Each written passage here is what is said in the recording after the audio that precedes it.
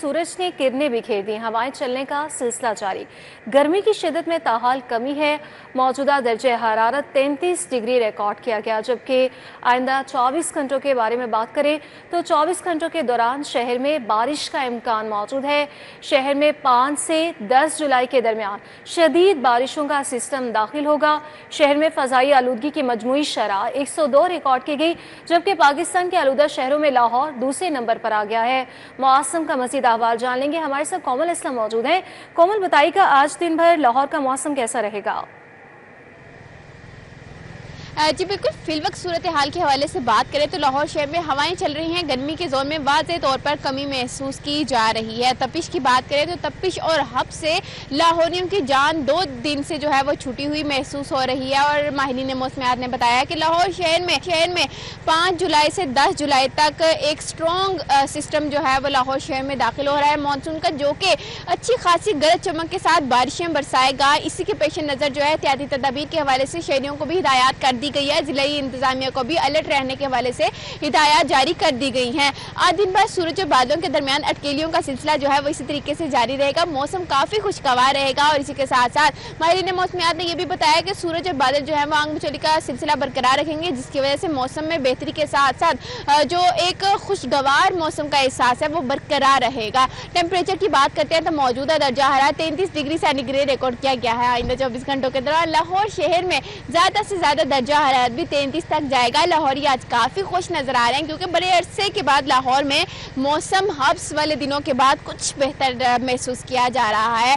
हवा में नमी के तनासुब की बात करें तो हवा में नमी का तनासुब तकरीबन 53% है। हवा की रफ्तार 15 किलोमीटर फी घंटा के हिसाब से रिकॉर्ड की जा रही है। और माहिरीन मौसमियात ने यह बताया कि आज दिन भर सूरत हाल जो है इस तरह की बहुत खुशगवार रहने वाली है। जैसे जैसे वक्त गुजरेगा अब थोड़ा सा मौसम जो है वो सख्त हो सकता है। सूरज किरणें जैसे ही तेज करेगा तो 3 बजे के करीब टेम्परेचर में इजाफा रिकॉर्ड किया जाएगा। वैसे ओवरऑल सिचुएशन जो है वो दिन की बेहतरीन रहेगी। वहीं अगर फिजाई आलूदगी की मजमूई शरह के हवाले से बात करते हैं तो AQI की मजमूई शरह 102 रिकॉर्ड की गई है। लाहौर आलूदा शहरों की फहरिस्त में दूसरे नंबर पर आ चुका है।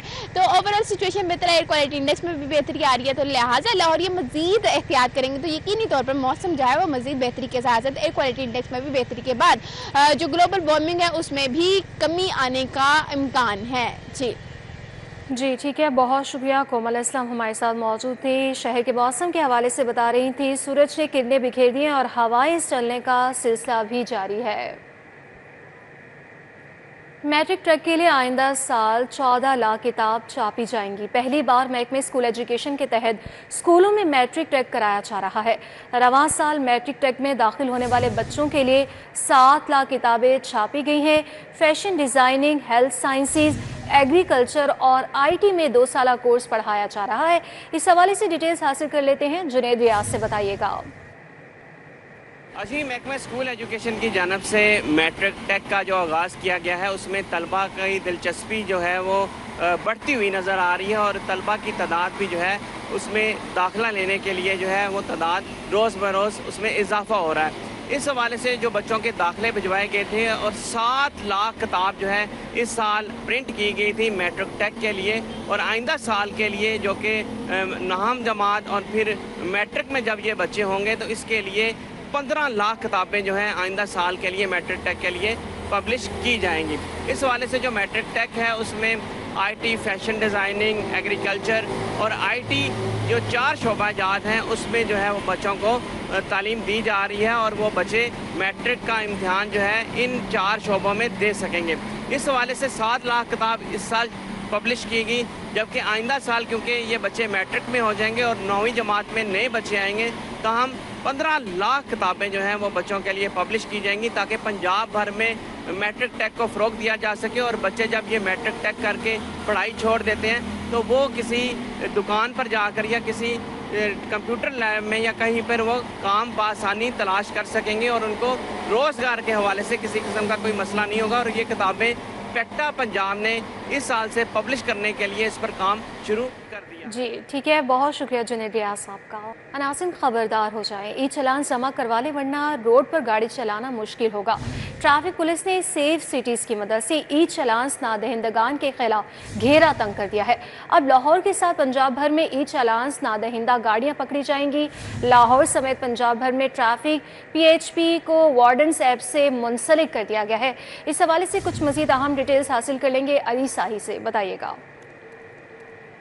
सेफ सिटीज़ की जानब से कैमरों से किए गए ई चलान जो हैं वो बड़ी तादाद में ज़ेर इल्तवा हैं, जो शहरियों की जानब से अदा नहीं किए गए, जिस पर CTO लाहौर डॉक्टर अतर वहीद की जानब से एक खसूसी कैंपेन 2 माह पहले लॉन्च की गई, जिसके बाद 1,67,000 गाड़ी मालकान से 10 करोड़ 66 लाख के जो ई चलान हैं वो वसूल किए गए। CTO लाहौर का कहना है कि गुज़श्ता माह कैंपेन को ज़्यादा मौसर तरीके से लॉन्च किया गया था, जिसमें 1,29,000 जो वायलेटर थे उनसे 8 करोड़ से ज़ायद की वसूलियाँ की गई हैं। उनका कहना है कि आइंदा आने वाले दिनों में ई चलान के जो नादहिंदगान है उनके ख़िलाफ़ मज़ीद सख्ती की जा रही है। अब इसका दायरा कार वसूलियों का लाहौर से निकाल कर पूरे पंजाब तक बढ़ाया जा रहा है और वार्डन ऐप में इस सॉफ्टवेयर को मुंसलिक कर दिया गया है। इसमें PHP भी गाड़ियों को चेक कर सकेगी और पंजाब भर की ट्रैफिक पुलिस कोई भी डिफ़ाल्टर गाड़ी का नंबर चेक करेगी तो उनके पास ई चलान की जो तमाम तफसीलात हैं वो सामने आ जाएंगी। इसमें डाटा को आपस में मुंसलिक कर दिया गया है और अगले 2-4 रोज़ में पंजाब भर में इसको ऑपरेशनल कर दिया जाएगा। तो जिन शहरियों के ई चलान ज़ेर इल्तवा हैं वो फौरी तौर पर अदा कर रहे हैं, वरना वार्डन्स की चेकिंग पर उनके खिलाफ सख्त कार्रवाइयाँ होंगी, गाड़ियाँ बंद भी होंगी और ई चलान मौके पर वसूल भी किए जाएंगे। पुलिस को पहले क्वार्टर के 47.6 अरब रुपए जारी कर दिए गए। पुलिस को मुहर्रमुल हराम की ड्यूटी के लिए 15 करोड़ 30 लाख रुपए जारी किए गए। महकमे कोऑपरेटिव के लिए 618 मिलियन रुपए जारी किए गए। महकमे हायर एजुकेशन को 19 अरब 60 करोड़ रुपए जारी हुए, जबकि महकमे स्कूल्स एजुकेशन को 33 लाख रुपए जारी किए गए हैं। महकमे खजाना की जानिब से बजट ऑनलाइन कर दिया गया है। इस हवाले से तफसीलात जानेंगे एडिटर ब्यूरोक्रेसी के अक्सर खोकर से, बताइएगा। जी, महकमा खजाना ने फर्स्ट क्वार्टर के तहत पुलिस को 47 अरब 60 करोड़ रुपए का बजट जारी कर दिया है और पुलिस को जो है पहले क्वार्टर के तौर पर जो ये बजट जारी किया गया है, जिसमें पुलिस के जो है तनख्वाहों का खर्च, बिजली के बिलों का खर्च, पेट्रोल के पैसे और दीगर जो दफ्तरी अखराजात होंगे पुलिस के वो पूरे किए जाएंगे। जबकि जो मुहर्रम ड्यूटी है उसके लिए पुलिस को 15 करोड़ 30 लाख रुपए मुहर्रम ड्यूटी के लिए जारी किए गए हैं और महकमा कोऑपरेटिव को 61 करोड़ 80 लाख रुपए जारी किए गए हैं और महकमा हायर एजुकेशन को 19 अरब 60 करोड़ रुपए जारी किए गए हैं। महकमा स्कूल एजुकेशन को 3 अरब 30 करोड़ रुपए जारी किए गए हैं। ये बजट महकमा खजाना ने जारी कर दिया है और महकमा खजाना ने ये बजट इन महकमों को ऑनलाइन भी कर दिया है। जी ठीक है, बहुत शुक्रिया कैसे खोकर आपका। लेस्को और दीगर कंपनियों में सोलर सिस्टम की तनसीब तरसीली निज़ाम के लिए ख़तरा बनने लगी है। वफाकी हुकूमत का तरसीली निज़ाम बचाने के लिए नेट मीटरिंग पॉलिसी पर कड़ी शराइत का फैसला सामने आया है। लेस्को समेत तमाम कंपनियों से फीडर्स ट्रांसफार्मर्स की सलाहियत पर मबनी रिपोर्ट तलब की गई है। क्या अहम फैसले किए गए ये जान लेंगे शाहिद नदीम सिप्रा से, बताइएगा। शहर समेत मुख्तलिफ इलाकों में नस्ब होने वाला सोलर सिस्टम बिजली के तरसीली निज़ाम के लिए ख़तरे की अलामत बनता दिखाई दे रहा है, जिसके बाद planning power and monitoring company की जानिब से एक मरासला लेस्को समेत बिजली की तमाम तकसीम कार कंपनियों को भिजवाया गया है और साथ में कहा गया है कि सोलर सिस्टम जहां जहां लगाया गया है वहां के फीडर्स और ट्रांसफार्मर्स की जो कैपेसिटी है उसकी डिटेल्स फराहम की जाए। ज़रा ने बताया है कि सोलर सिस्टम चूँकि बाज़ इलाकों में जो ट्रांसफार्मर्स की कैपेसिटी या फीडर की कैपेसिटी से ज़ायद इंस्टॉल कर दिया गया है वो डिस्ट्रीब्यूशन सिस्टम के लिए ख़तरे की अलामत बनता दिखाई दे रहा है। तो लेस्को को तकरीबन 2 से 3 महीने का वक्त दिया गया है और साथ में ये हदायत जारी की गई हैं कि इस दौरान एक स्टडी तैयार की जाए और साथ में ये देखा जाए कि शहर के मुख्तलिफ इलाकों में वो सार्फिन जिन्होंने सोलर सिस्टम अपना लगा रखा है, अगर वो इजाफी सिस्टम है तो उस पर कार्रवाई अमल में लाई जाए, जबकि मज़ीद जो है आइंदा के लिए जो वफाकी हुकूमत की नेट मीटरिंग पॉलिसी है इसको तब्दील करने के लिए भी इस तरह की बातें सामने आ रही हैं। कंपनियों की जानिब से तजावीज़ और सिफारिशात तैयार की जाएंगी, जिसके बाद नेट मीटरिंग जो पॉलिसी है इसको तब्दील किया जाएगा और कुछ इस तरह की कड़ी शराइत आयद की जाएंगी जिसमें बिलखसूस जो डिस्ट्रीब्यूशन ट्रांसफार्मर्स हैं उनकी कैपेसिटी का कुछ परसेंटेज दी जाएगी कि उसके मुताबिक सोलर सिस्टम इंस्टॉल किया जा सकता है। जो नेट मीटरिंग पॉलिसी है वो विफाक के लिए मुश्किलात का बाइस बन रही है। इस तरह के जी ठीक है, बहुत शुक्रिया शाहिद नदीम सिप्रा आपका। सुजुकी और किया ने गाड़ियों की कीमतों में इजाफा कर दिया है। 40,000 से लेकर 1,46,000 रुपये तक का इजाफा किया गया। ऑल्टो VXR की कीमत में 1,67,861 रुपये का इजाफा हो गया, जबकि नई कीमत 29,94,861 रुपये हो गई। ऑल्टो VXRA GS की कीमत में 1,77,480 रुपये का इजाफा हो गया। नई कीमत 31,66,480 रुपये हो गई है। नई कीमतों के हवाले से डिटेल्स सईद अहमद सही से हासिल करेंगे, बताइएगा। जी बिल्कुल, वफाकी हुकूमत की जानब से बजट के अंदर जो गाड़ी कीमतों के ऊपर रद्द-ओ-बदल किया गया टैक्सेस के हवाले से उसके असरात हैं वो आना शुरू हो चुके हैं। और अब पहले मरले के अंदर जो सुजुकी मोटर्स और किया मोटर्स की तरफ से अपनी छोटी बड़ी तमाम गाड़ियों के ऊपर कीमतों में इजाफा है वो कर दिया गया है और आइंदा चंद दिनों में जो दीगर कंपनियां उनकी तरफ से भी मुतवक्को है कि वो भी कीमतें बढ़ाएंगी। अगर बात कर लें किया मोटर्स की, तो किया मोटर्स ने अपनी मुख्तलिफ मॉडल गाड़ियों में 95,000 से लेकर 7 लाख रुपए तक, जबकि सुजुकी ने जो है वो 40,000 रुपये से लेकर 1,86,000 रुपये तक मुख्तलिफ गाड़ी कीमतों में इजाफा है वो किया है। जे रोड एसोसिएशन के सीनियर रहनुमा है, उनसे बात करेंगे। जी सर, क्या कहेंगे, पहले मरले के अंदर 2 कंपनियों ने खुद इजाफा तो कर दिया, आगे क्या देख रहे हैं और इजाफे की बड़ी वजह क्या बनी? सही वही चीज़ एक ये कि ये गवर्नमेंट ने टैक्स बगैर सोचे समझे लगाया है।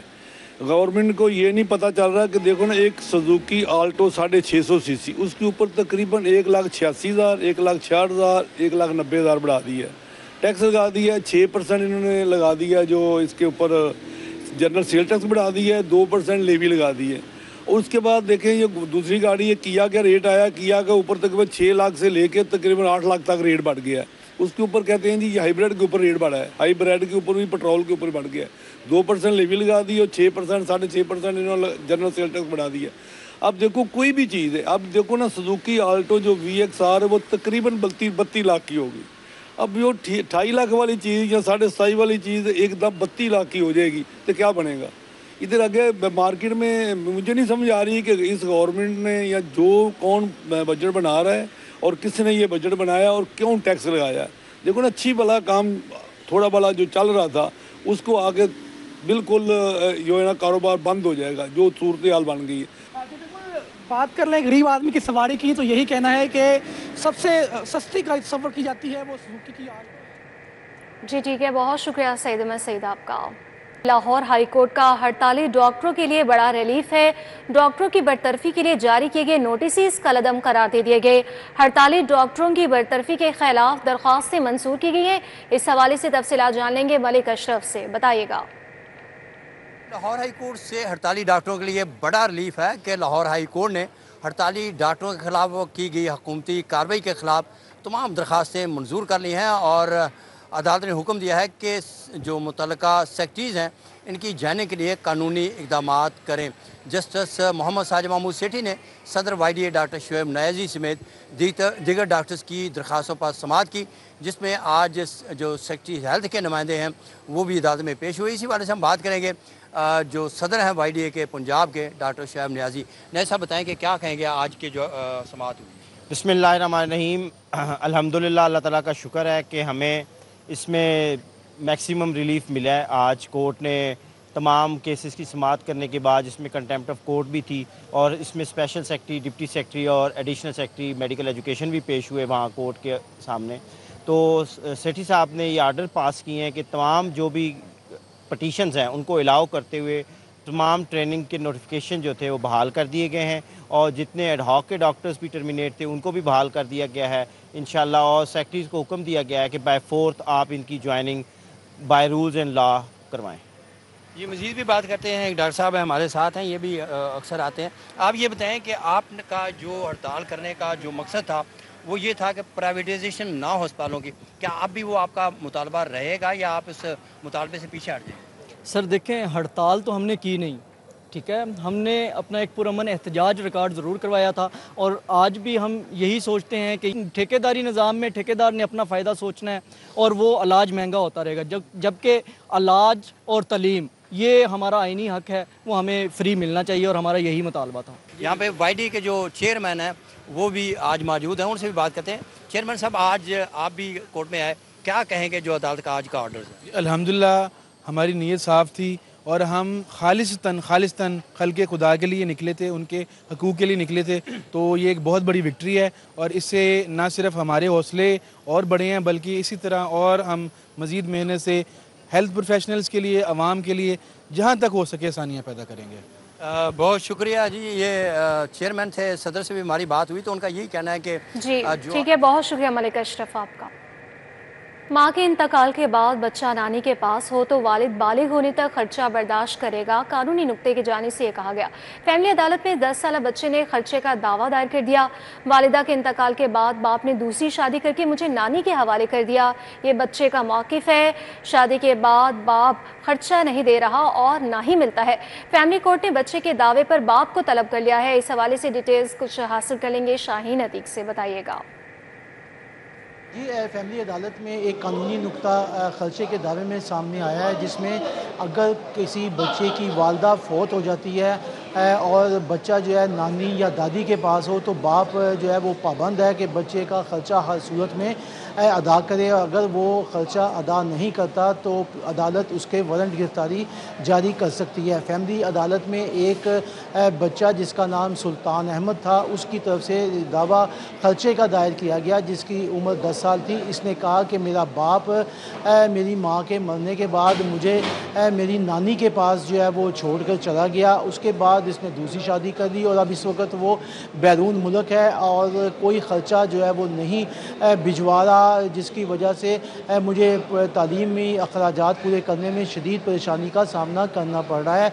नानी जो है वो इस काबिल नहीं है कि वो मेरे ख़र्चे पूरे कर सके।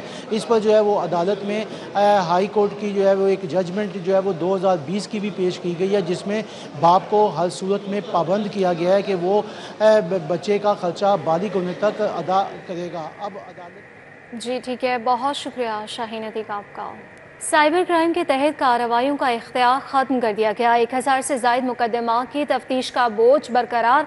लाहौर पुलिस की साइबर क्राइम यूनिट की तहलील का फैसला। एकाएक के 1000 से ज़ायद मुकदमा की तफ्तीश पर यूनिट ख़त्म कर दिया जाएगा। इस फैसले के हवाले से तफसीलात इरफान मलिक से हासिल कर लेंगे, बताइएगा।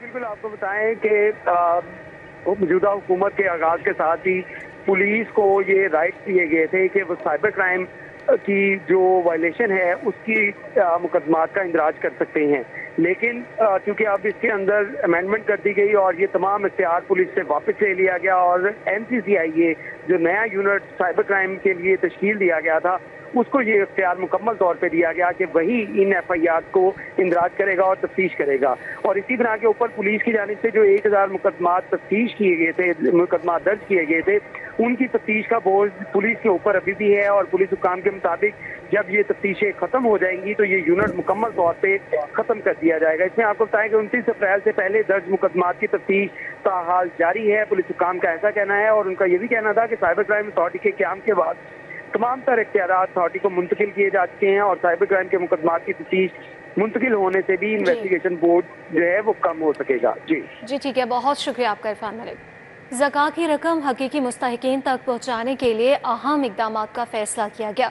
ज़कात की रकम खुर्द-बुर्द करने वालों के गिर्द शिकंजा मज़ीद सख्त करने की हिकमत अमली तैयार की गई है। क्या हिकमत अमली तैयार की गई है, कलीम अख्तर से जान लेंगे, बताइएगा। जी बिल्कुल, ज़कात की रकम को जो हकीकी मुस्तहिकीन हैं उन तक सही और शफाफियत के साथ पहुँचाने के लिए मुख्तलिफ इक़दामात उठाने का अमल शुरू कर दिया गया है और बाकायदा तौर पर इस सिलसिले में कुछ मुख्तलिफ अहम फैसले भी किए गए हैं। उस हवाले से अगर आपको मज़ीद बताएं तो ऐसे मुस्तकीन अफराद जो कि ज़कात के लिए जो है हकदार हैं, उनको बाकायदा तौर पर जो ज़कात है वो मज़ीद शफाफियत के तरीक़ाकार को अपनाते हुए पहुँचाई जाएगी और इसी सिलसिले में जो जदीद और टेक्नोलॉजी है उसका भी इस्तेमाल किया जाएगा। जबकि इस हवाले से जो चेयरमैन राना मुनव्वर हुसैन हैं ज़कात कमेटी के, उनकी जानिब से बाकायदा तौर पर यह हदायत की गई हैं कि ऐसे अनासर जो कि ज़कात की रकम में खुर्द-बुर्द करते हैं, बदअनवानी करते हैं, उनके खिलाफ न सिर्फ फौरी जो महकमाना कार्रवाई है वो अमल में लाई जाएगी, बल्कि इसके अलावा जो अब गिरफ्तारियाँ हैं वो भी बर वक्त की जाएंगी। और इस सिलसिले में जितने तमाम अफसरान और मुलाजमीन हैं उनको हदायत जारी कर दी गई हैं। जबकि इसके अलावा ये भी कहा गया है कि ज़कातुल उशर के जो अफसरान हैं वो अपनी खिदमात सर अंजाम देने के लिए हमा वक्त और भरपूर तरीके से दें। जबकि इसके अलावा जो मौसर इबलागी हिकमत अमली है वो भी अपनाने की हदायत जारी कर दी गई हैं।